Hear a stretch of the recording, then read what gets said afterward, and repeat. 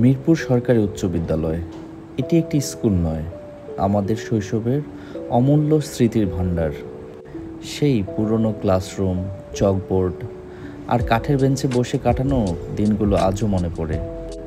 ক্লাসে হোমওয়ার্ক জমা দেওয়ার তাড়াহুড়া, স্যারদের বকা আর বন্ধুদের হাসাহাসি, সব মিলিয়ে এক অপরূপ অনুভূতি।